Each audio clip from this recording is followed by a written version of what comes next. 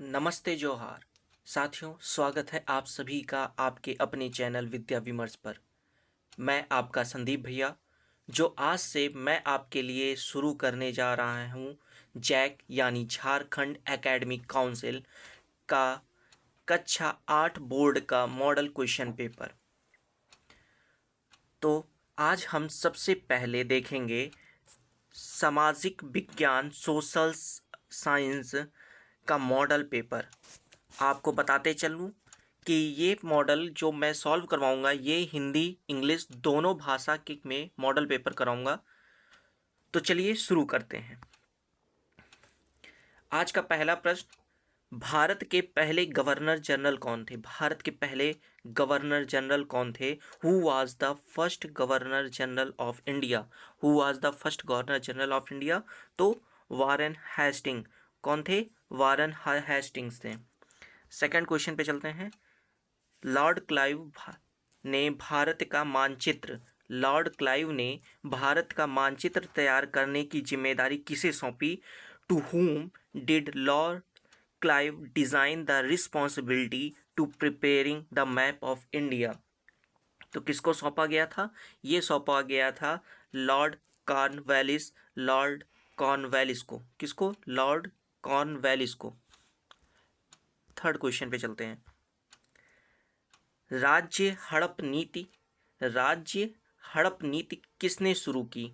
राज्य हड़प नीति किसने शुरू की? तो who started the doctrine of lapse? Who started the doctrine of lapse? किसने शुरू की थी? तो ये शुरू किए थे लॉर्ड डलहौजी। किसने शुरू किया था? लॉर्ड डलहौजी ने। किसने? लॉर्ड डलहौजी। हिंदी वाले देख लें, लॉर्ड डलहौजी ने शुरू किया था राज्य हड़प नीति।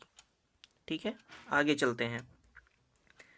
फोर्थ क्वेश्चन है, इतिहास को सामान्यतः कितने कालखंडों में बांटा गया है? इतिहास को सामान्यतः कितने कालखंडों में बांटा गया है? History is generally divided into how many periods? History is generally divided into how many periods? तो ये कितने पीरियड्स में डिवाइडेड किया गया है? तो ये 3 किया गया है। 3 पीरियड में। कितने? 3 पीरियड में या 3 पीरियड में किया गया है। फिर फिफ्थ क्वेश्चन पे, फोर्ट विलियम किला किस शहर में बनाया गया था? फोर्ट विलियम किला किस शहर में बनाया गया था? Fort William was built in which city? यहाँ पे देखिए थोड़ा सा, फोर्ट विलियम फोर्ट, ये फोर्ट यहाँ से नहीं रहेगा, यहाँ पे रहेगा fort William was built in which city? तो ये किस सिटी में बनाया गया था? ये बनाया गया था कलकत्ता में। कहाँ पे? कलकत्ता में। ठीक है। टीपू सुल्तान कहाँ का शासक था?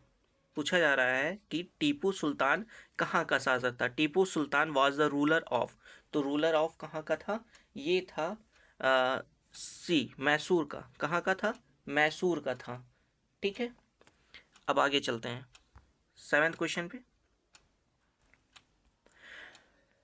भारत में अंग्रेजों द्वारा किस फसल की खेती किसानों से जबरन करवाई जाती थी? भारत में अंग्रेजों द्वारा किस फसल की खेती किसानों से जबरन कराई जाती थी? इसको जूम कर ले इंग्लिश का, देखिएगा। Which crop was forcefully cultivated by the British from the farmers in India? तो ये किसके द्वारा करवाया जाता था? कौन सी खेती करवाई जाती थी? तो इंडिगो की करवाई जाती थी। ठीक है, कौन सी खेती करवाई जाती थी? इंडिगो की। इस पे देखते हैं, किसकी खेती? नील की खेती।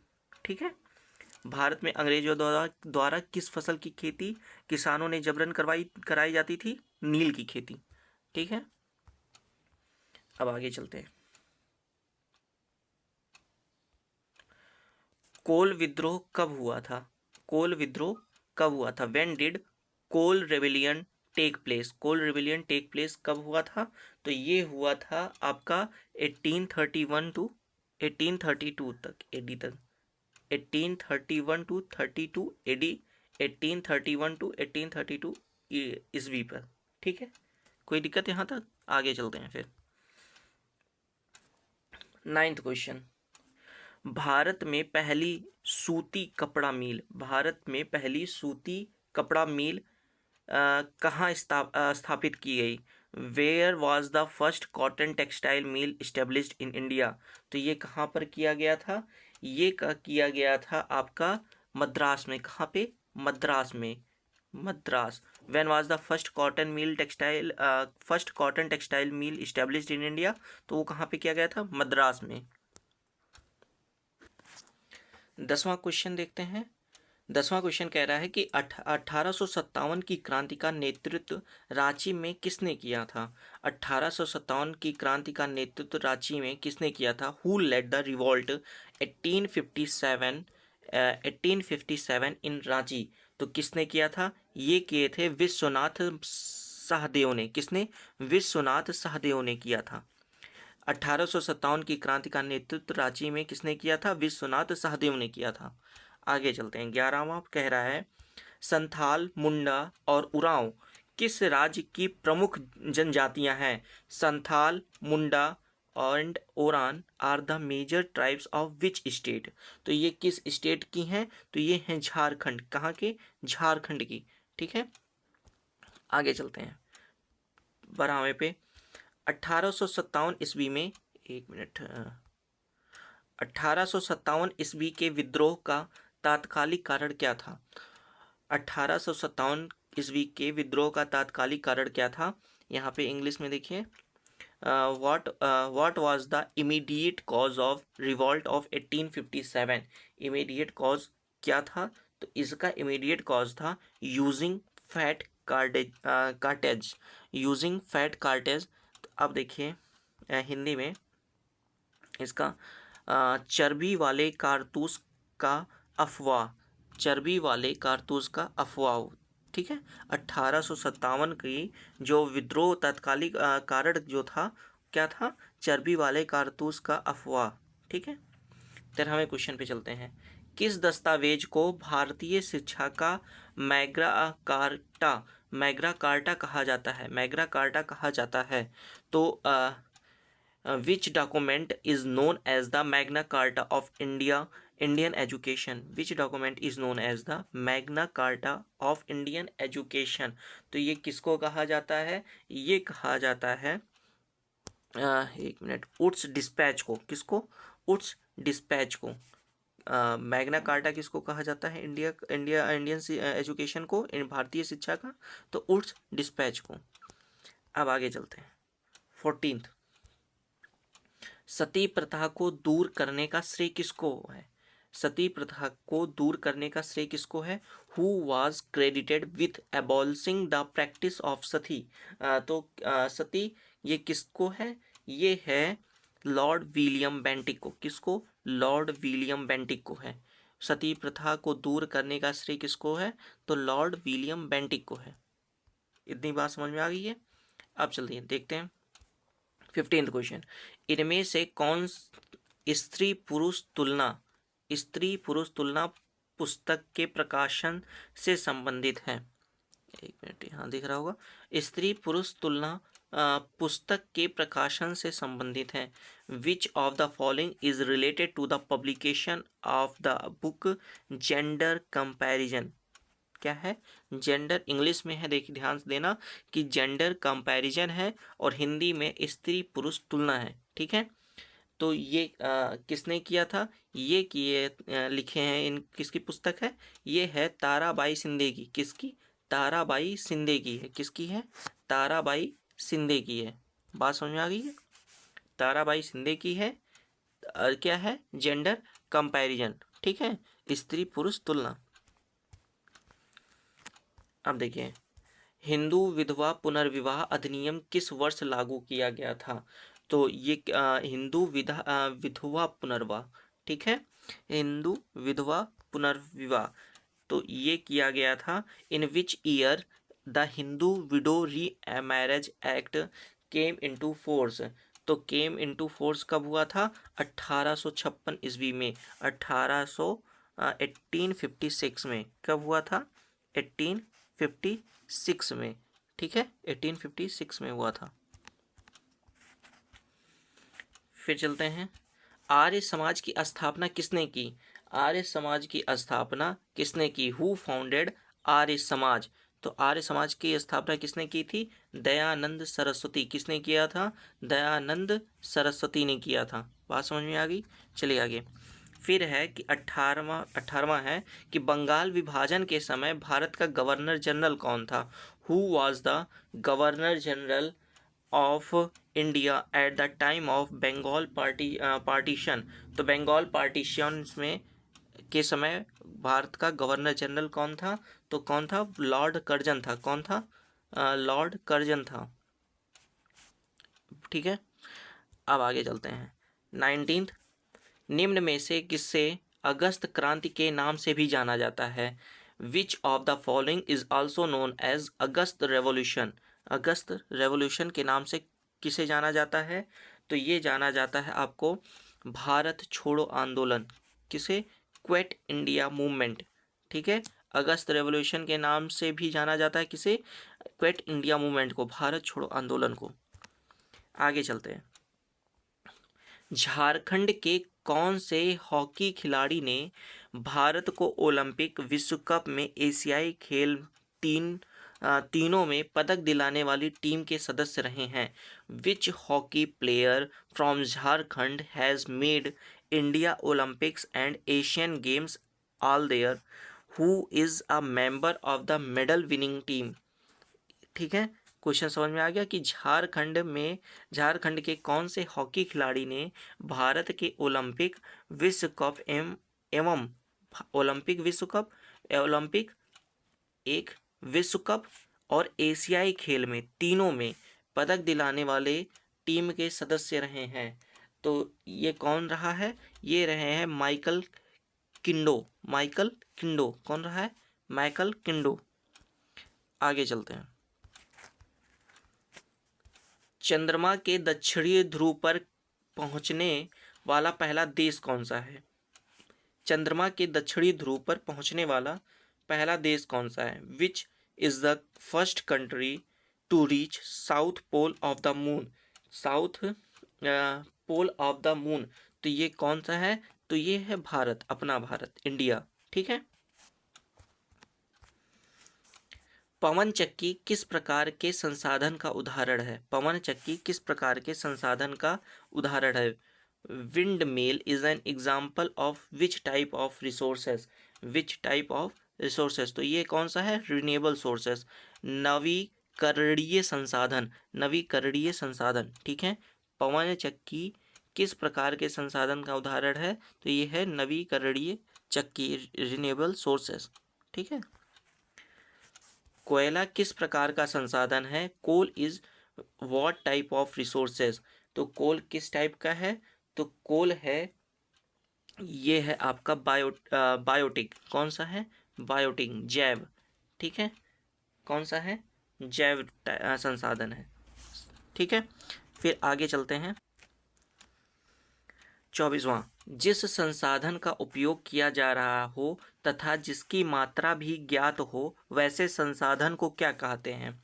जिस संसाधन का उपयोग किया जा रहा है, ठीक है, उपयोग किया जा रहा है तथा जिसकी मात्रा भी ज्ञात हो, उसका मात्रा भी ज्ञात है, उपयोग भी किया जा रहा है, मात्रा भी ज्ञात है, तो वैसे संसाधन को क्या कहते हैं? इंग्लिश में देख लेते हैं। What is a resource called which is being used, which is used, being used, and whose quantity is also known, whose quantity is also known। ठीक है, ऐसे संसाधनों को क्या कहते हैं? ऐसे संसाधनों को क्या कहा जाता है? तो इसको कहते हैं वास्तविक, क्या कहते हैं? वास्तविक, एक्चुअल रिसोर्सेस। क्या कहते हैं? Actual resources. बात समझ में आ गई? 25वां कह रहा है झारखंड में स्थित एकमात्र राष्ट्रीय उद्यान बेतला नेशनल पार्क। क्या? बेतला नेशनल पार्क किस जिले में है? झारखंड में स्थित एकमात्र राष्ट्रीय उद्यान बेतला नेशनल पार्क किस जिले में है? In which district Betla national park the only national park is situated in Jharkhand? तो ये किस में है? ये देखते हैं, हिंदी में आपको दिखा दें। लात, ये है सी लातेहार। कहाँ पे है? लातेहार में है। कहाँ पे है? लातेहार में। ठीक है, ये रहा इंग्लिश का सी ऑप्शन, लातेहार में है। ठीक है। 26 क्वेश्चन, भारत के अंतरिक्ष एजेंसी इसरो द्वारा अभी हाल में कौन सा मिशन चंद्रमा पर सफलतापूर्वक भेजा गया? कौन सा मिशन भेजा गया है पूछ रहा है। Which mission was successfully sent to the moon of India's space agency ISRO recently? ठीक है, तो कौन सा गया है? ये गया है चंद्रयान 3। क्या? चंद्रयान 3। ये आंसर आपको सबको पता ही होगा पहले से। 27 देखते हैं, एक मिनट। 27 है, पृथ्वी पर उपलब्ध कुल जल का कितना प्रतिशत पीने योग्य है? पानी पीने योग्य है। ठीक है, जल, पृथ्वी पर उपलब्ध कुल जल का कितना प्रतिशत जल पीने योग्य है? तो what percentage of the total water available on the earth is potable? Potable मतलब पीने योग्य है। पीने योग्य है कितना है? 2.7%। 2.7% कितना है? केवल 2.7% पानी पीने के उपयोगी है। ठीक है। 28, प्रधानमंत्री कौशल विकास योजना किससे संबंधित है? प्रधानमंत्री कौशल विकास योजना, प्रधानमंत्री कौशल विकास योजना is relatable which of the following? किससे रिलेट है? तो इसका आंसर है युवाओं के कौशल विकास से। किससे? युवाओं के कौशल विकास से। Skill development of youth. किससे है? Skill development of youth. चलिए नेक्स्ट क्वेश्चन पे चलते हैं। 29, इनमें से कौन सी फसल को सफ़ेद सोना कहा जाता है? इनमें से कौन सी फसल को सफ़ेद सोना मतलब वाइट गोल्ड कहा जाता है? तो कौन से फसल को कहा जाता है? कपास को। क्या? कपास को क्या कहा जाता है? सफ़ेद सोना। ठीक है। कॉटन को, देखिए सी ऑप्शन, कॉटन को। वाइट गोल्ड किसे कहा जाता है? कॉटन को। सफ़ेद सोना कपास। ठीक है, हिंदी में कपास कहते हैं, इंग्लिश में उसे कॉटन कहते हैं।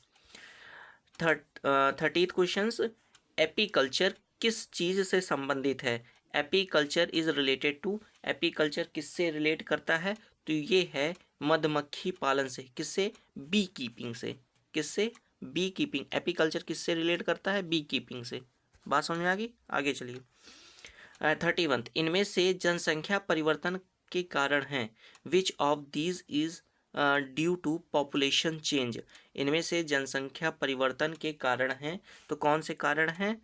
देखो पहला ऑप्शन देखते हैं, जन्म दर ये भी है, मृत्यु दर ये भी है, प्रवास ये भी है, मतलब उपयुक्त सभी। ठीक है, जन्म दर भी कारण है जनसंख्या परिवर्तन के, मृत्यु दर भी कारण है, प्रवास भी कारण है। तो इसमें क्या हो जाएगा?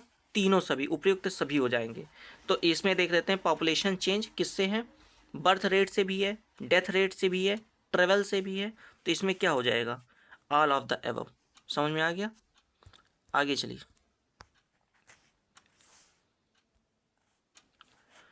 आणविक ऊर्जा के उत्पादन के लिए निम्न में से किसका उपयोग किया जाता है? Which of the following is used for production of atomic energy? Atomic energy के लिए किसका उपयोग किया जाता है? तो ये उपयोग किया जा इसमें उपयोग यूरेनियम का किया जाता है। किसका उपयोग किया जाता है? यूरेनियम का उपयोग किया जाता है। बात समझ में आ गई? आगे चलते हैं। उत्तर पूर्वी भारत में स्थानांतरित कृषि को किस नाम से जाना जाता है? By what name? Shifting agriculture in north eastern India known. North eastern India known. तो ये किसके नाम से जाना जाता है? ये जाना जाता है झूम से। झूम।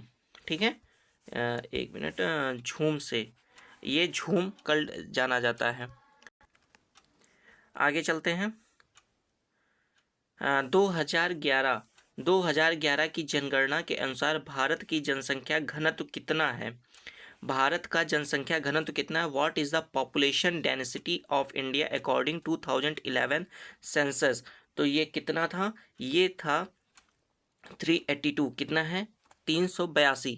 ठीक है। 2011 की जनगणना के अनुसार भारत का जनसंख्या घनत्व कितना है, डेंसिटी कितनी है, पॉपुलेशन डेंसिटी 382 है, 382 है, ठीक है।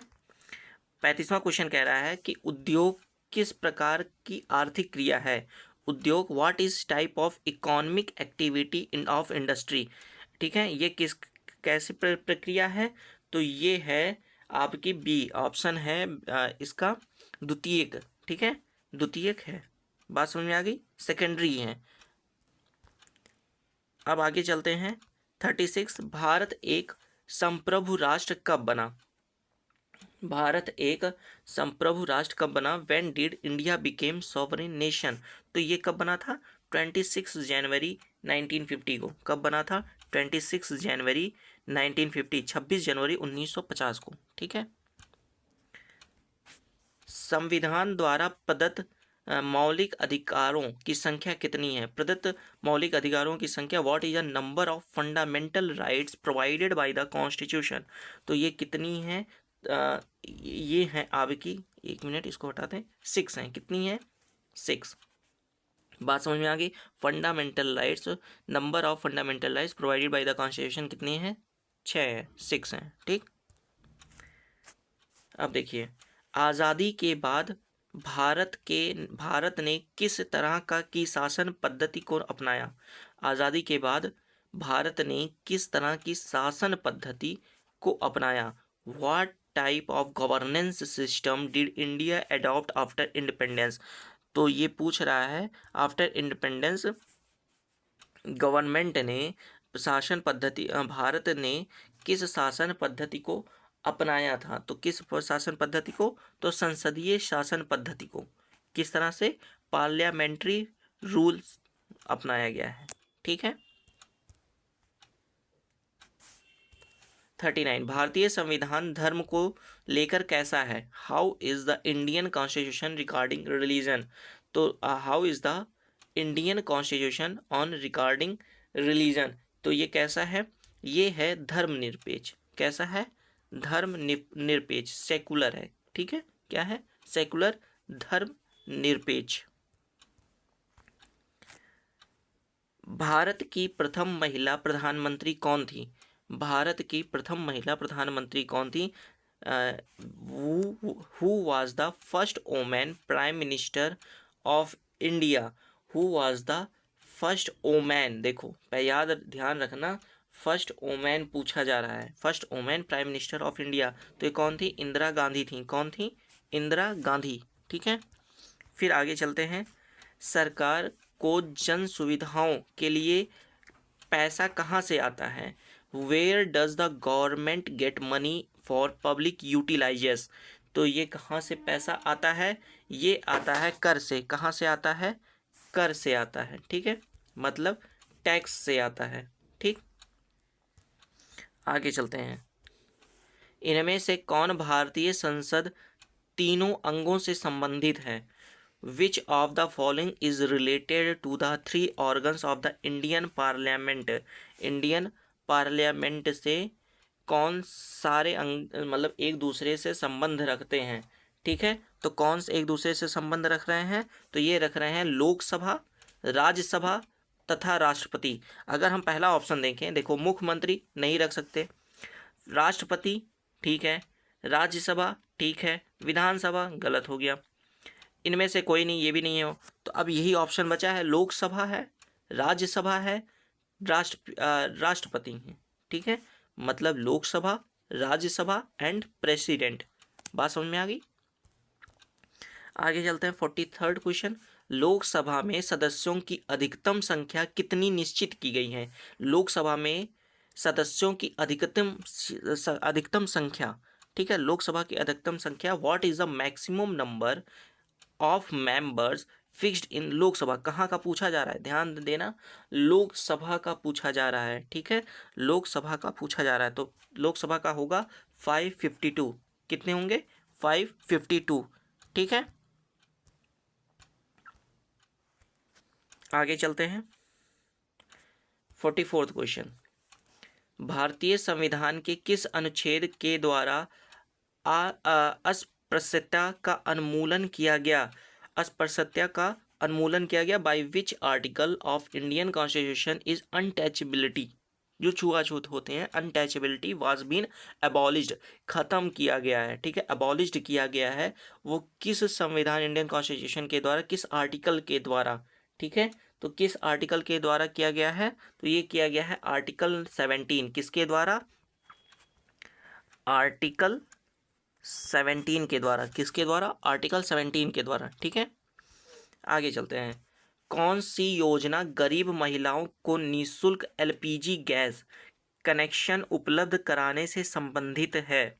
ठीक है, कौन सी योजना गरीब महिलाओं को निःशुल्क एलपीजी गैस कनेक्शन उपलब्ध कराने से संबंधित है? एलपीजी गैस, ठीक है, एलपीजी गैस, ठीक है।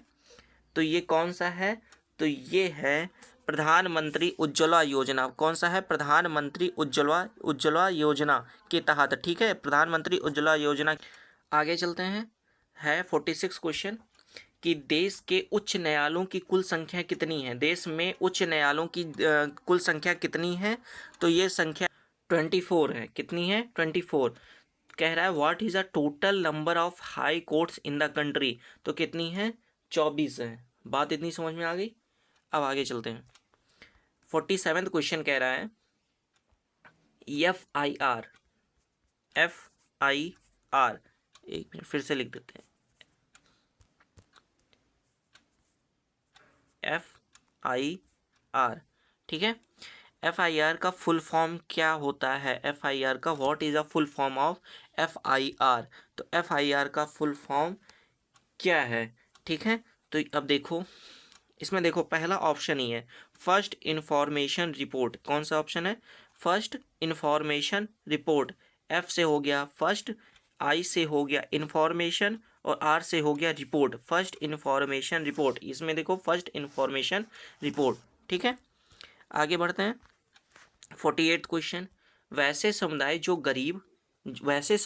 गरीबी, अशिक्षा के कारण विकास में पीछे छूट जाते हैं, ऐसे समुदाय के लिए कौन सा शब्द प्रयुक्त किया जाता है? कौन सा शब्द प्रयुक्त किया जाता है? ठीक है।